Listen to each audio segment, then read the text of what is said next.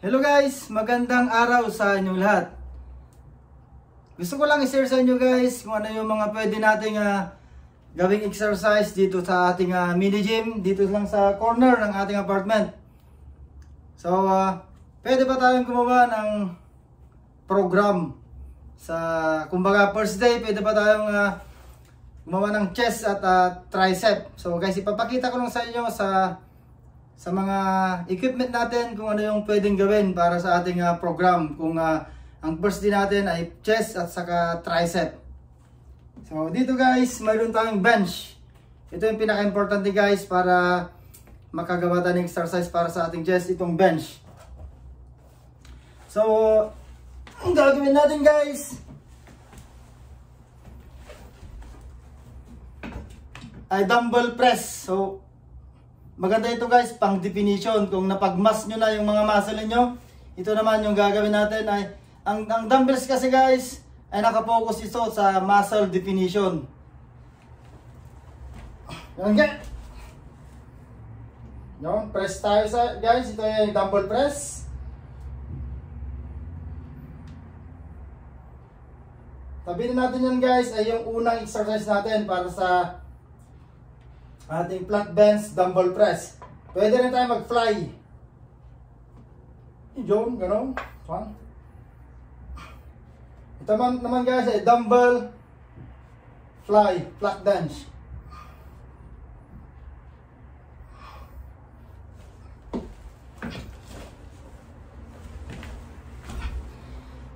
So guys, ang magandang kunin nyo o bilhin nyo pagka-bench ay yung adjustable. Kaya pwede rin tayo guys, pwede rin natin gawin dito yung incline. So pag incline naman, ito guys, para hindi tayo masyado mapagod kasi kagagaling lang natin sa gym kanina. So pwede rin tayo mag dumbbell press. Dumbbell press, i-curve nyo lang guys. Mag-i-curve nyo ito ng konti para masuportahan yung back natin.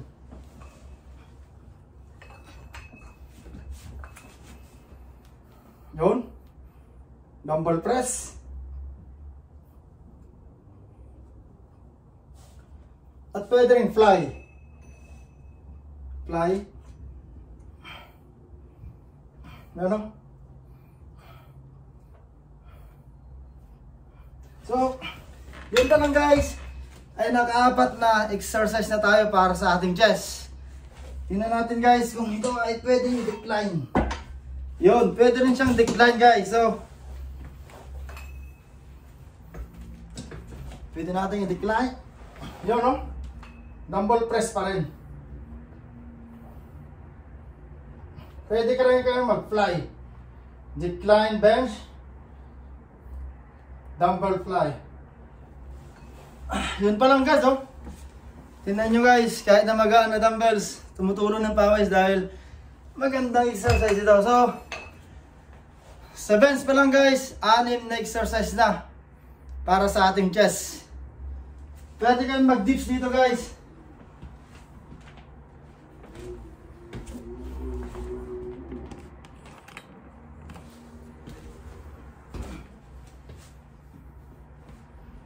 Pwede rin tayo dito guys mag-dips.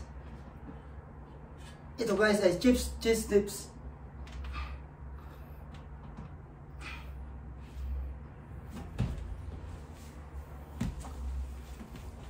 So pwede kayo guys mag-exercise ng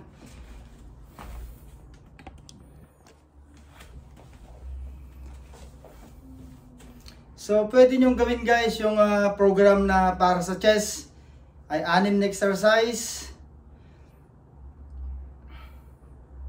3 sets. Sa akin kasi guys, ang repetition ko ay up to failure. Pero sa mga beginners, magandang bilangin nyo ng up to 10. And then pahinga kayo ng 2 minutes. And then another repetition naman, 10 repetition naman. And then pahinga kayo ng 2 minutes. Bakit may pahinga na 2 minutes guys? Para yung kung ilan yung nakuha nyo nung una, nung lakas nyo nung una, ay ganun pa rin yung lakas nyo sa mga susunod na mga sets ninyo.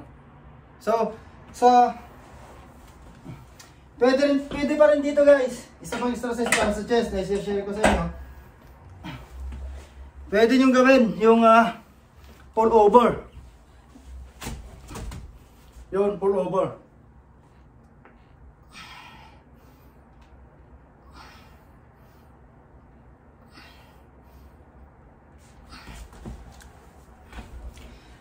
So guys, sa isang adjustable bench lang na gamit natin at saka dumbbell, napakaraming exercise na pwede natin gawin. Kasi guys, pagka nasa gym, mas maganda kasi talagang napupus mo yung sarili mo, lalo na yung mga gustong ma-reach yung kanilang personal record, PR, yung sinasabi nila sa barbell press na PR, kumbaga. So dito kasi sa mini gym natin, at least kung hindi na kayo makapunta sa gym, wala na kayong time, ay makapag-exercise kayo at least. So, yun naman yung chest natin guys. Sa pulse din natin, kasi mas maganda i-combination na natin agad. Susunod natin na exercise ay yung ating tricep, chest and tricep. Yun talaga yung magandang exercise sa isang session natin sa gym. So, dito naman sa tricep guys, marami na tayong pwedeng gawin. Sa mga gadgets, mga equipment natin dito, pwede natin gawin dito guys, yung kickback isolation. Una muna guys, gusto ko lang sabihin sa inyo guys na pwede, mas maganda guys na uunahin natin yung kaliwa pagka right-handed tayo.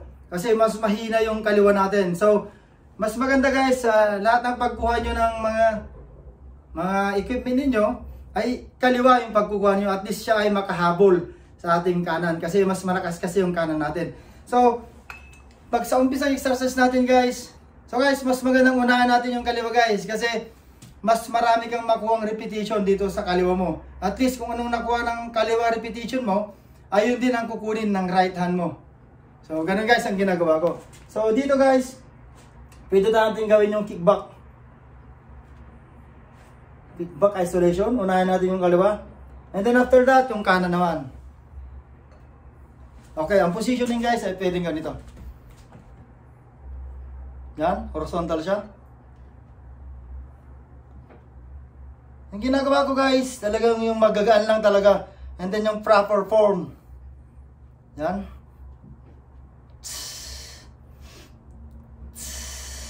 At sa kasabayan nyo guys, yung inhale exhale, yung paghinga.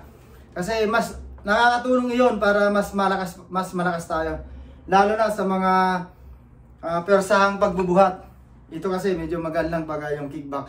So, ano pa yung pwede natin gawin para sa ating tricep exercise? Pwede rin natin gawin dito guys, dumbbell push. Pag dumbbell push, hindi yung nakabuka ka na ganyan guys. Kasi nakita ko sa gym, ganyan yung ginagawa nila. So, kailangan i-cross mo guys para mag-focus na yung tricep. Yun. Close. Yun. Yun guys. Yun na yung pwede nyo yung gawing isolation. Hawakan lang nito. Dumbbell push for tricep. So, dalawang tricep na yun guys. Marami pa tayong pwedeng gawin guys. Lalo na kung meron tayong bench. Ito naman yung dips. Pwede natin gawin sa bench natin.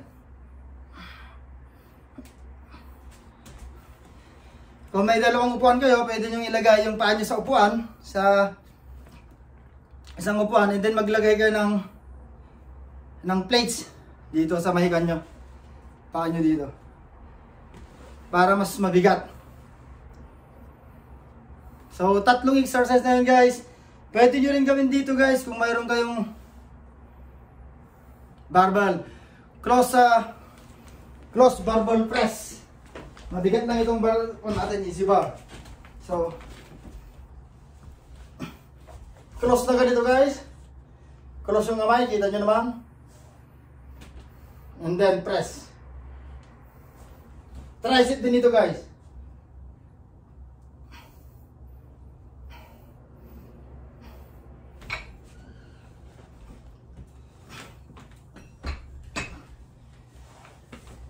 Yun guys. And then mayroon tayo dito guys yung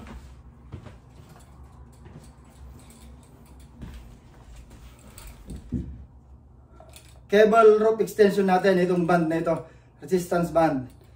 Kung sa door may door kayo dyan, pwede nyo isabit.